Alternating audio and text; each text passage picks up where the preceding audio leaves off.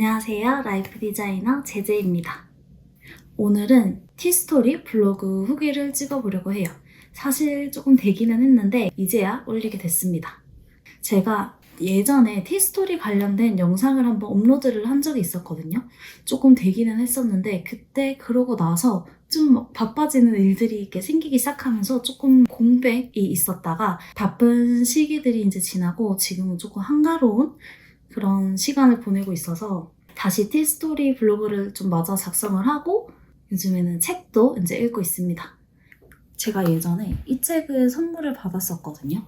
근데 그때는 너무 바쁠 때여서 그런지 이렇게 책에 눈이 잘 들어오진 않았는데 이제 요 며칠 전부터 여유가 생겨가지고 이제 제목에 이제 공감이 좀 가는 거죠. 그래서 요즘에 술술 잘 읽고 있습니다. 제가 그때는 이제 막 시작을 했을 때 영상을 업로드를 했었어요. 그때 20개 정도 글을 쓰고 수익 신청을 한다고 했었는데 결국에는 11개 정도의 글을 쓰고 4월 20일 날 구글 애드센스 심사 신청을 해서 단 4일 만에 승인을 받게 되었습니다. 보통 이 심사 기간이 꽤 걸린다고 얘기를 들었었거든요. 근데 웬걸 너무 빨리 승인이 난 거예요. 원래는 한 20개 정도 글을 쓰려고 했던 이유는 20개 정도를 이상을 써야지 심사에 유리하다 이런 말이 있어서 제가 20개를 쓰려고 했지만 결국에는 11개 정도의 글을 썼다. 그리고 4일 만에 이제 승인을 받게 됐습니다. 주변에 같이 시작하신 분도 있고 관심이 있으신 분들도 있어서 이제 제가 통과됐다는 소식을 전하자마자 뭐 방문자가 몇 명이냐, 구독자가 뭐 많은 거냐 여러 가지를 물어보는데 저는 구독자 0명에 방문자도 그렇게 많지 않았어요. 호기로운 다짐을 했을 때와 달리 글을 너무 띄엄띄엄 쓰기도 했고요. 심사가 통과해도 수익화가 이제 가능하다는 거지 수익이 막 나고 있는 그런 상태는 아니거든요. 그 뒤로 글을 좀 잘 안 쓰기도 했고요. 이제는 수익화를 위해서 또 글을 쌓아가야겠죠? 그래도 해보면서 느낀 것들 어떻게 써야 심사에 좀 유리한 것 같다. 아니면 글을 좀 잘 쓰기 위해서 쉽게 쓰기 위해서 썼던 방법들을 조금 알려드릴까 합니다. 요즘 또 블로그들을 많이 배우시더라고요. 일단 티스토리는 네이버와 다르게 이미지는 적고 글을 많이 적어야 돼요. 네이버는 조금 일상글들을 좀 자유롭게 이렇게 문장을 이어나가도 되는 반면에 티스토리는 정보성 글을 담는 경우가 많기 때문에 문장 같은 것도 맞춤법 검사기를 돌려서 잘 확인을 해줘야 되고 글도 딱 정리되게 딱딱 끊어서 문장이 길어지지 않게 적어주시는 것이 좋습니다.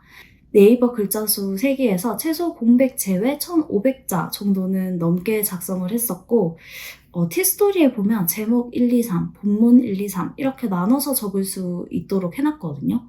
이 제목과 본문을 잘 활용하면서 글을 써주시면 좋습니다. 이미지는 딱 필요한 만큼만 적게 쓰는 게 좋다고 해서 저는 1개에서 2개 정도 보통 사용을 하고 승인이 난 후에는 이제 이미지를 그냥 설명 필요한 만큼 넣어주고 있습니다. 그리고 주제는 딱 1가지 주제로 작성을 했습니다. 티스토리는 해보니까 설정 같은 것도 그렇고 초보자분들이 그냥 하시기에는 조금 공부가 필요한 것 같았어요. 저도 그때 당시에 강의 구독권이 조금 있어서 관련 강의를 들으면서 했기 때문에 실패하지 않고 빠르게 승인이 난 것 같기도 합니다. 아직 수익화를 본격적으로 하진 않아서 현재 수익이 나고 있지는 않지만 이제 또 열심히 해봐야겠죠? 그리고 저는 이 챗 GPT를 조금 활용하기도 했었는데요. 챗 GPT를 한 번쯤은 들어보셨을 거라는 생각이 들어요. 요즘 너무 핫한 그런 거여서 저는 영상은 많이 봤었는데 사용은 안 하고 있다가 갑자기 아빠가 어느 날 그걸로 블로그 한번 적어보지 괜찮던데 하시는 거예요. 그때 블로그에 11개 중에서 글을 7개 정도 적었을 때였거든요. 그 후로 이제 4개는 챗 GPT를 활용을 해서 적어봤는데 사실 그대로 옮겨서 블로그에 쓰는 거는 안 될 것 같습니다. 그대로 베끼는 건 안 되겠다고 느낀 게 좀 오류도 있었고 정확하지 않은 내용, 틀린 내용도 있을 수 있겠다라는 생각이 들더라고요. 물론 제가 무료로 이제 사용을 할 수 있는 걸 써서 그렇게 더 느꼈을 수도 있어요. 그래서 저는 이 챗 GPT를 사용할 때는 아는 내용의 글을 쓸 때 이 챗 GPT를 잘 활용을 했습니다.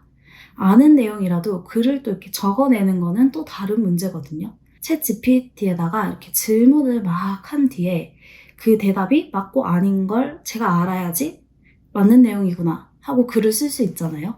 그리고 내용을 가지고 올 때도 그대로 가져오기보다는 필요한 부분만 딱 가져와서 설명이 더 필요한 부분은 따로 찾거나 아는 내용을 제가 정리를 해서 채워 넣는 식으로 이렇게 진행을 했습니다. 예를 들면 이런 식으로요. 내가 글을 쓰려는 주제에 관련해 여러 질문들을 챗 GPT에 해본 다음에 그 내용을 바탕으로 소제목을 짜는 거예요.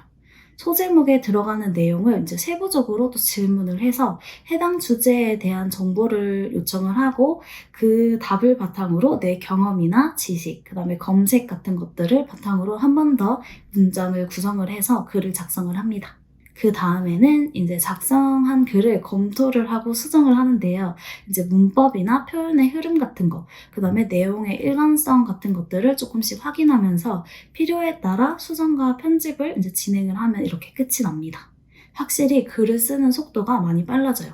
티스토리는 글을 써야 되는 양이 굉장히 많기 때문에 네이버 블로그에 비해 훨씬 더 많은 시간을 투자를 해야 되거든요. 여기서 중요한 점은 챗 GPT는 아이디어를 줄 수는 있지만 작성된 내용은 검토를 하고 수정은 무조건 해야 됩니다. 또 이제 출처를 명확히 하고 표절을 방지하기 위해서 챗 GPT가 제공한 정보를 직접 사용하는 것보다는 참고만 하고 직접 문장을 작성하는 게 좋다고 하더라고요. 저는 이제 챗 GPT를 활용한 글이 있었지만 전부 챗 GPT를 사용해서 적진 않았기 때문에 무조건 승인이 난다. 이건 문제가 없다. 이렇게 말할 수는 없지만 잘 활용하면서 쓰면 확실히 글을 쓰는 속도가 빨라지는 건 사실입니다. 사실 티스토리 구글 애드센스는 정확한 심사 기준을 잘 모르겠어요. 유튜브처럼 이제 구독자 몇 명, 시청 시간 몇 시간, 뭐 네이버 블로그처럼 1방문자 수 몇 명, 몇 개의 글이 있어야 한다. 뭐 이런 정해진 게 없기 때문에 어떤 기준을 가지고 평가를 하는지 잘 모르겠더라고요.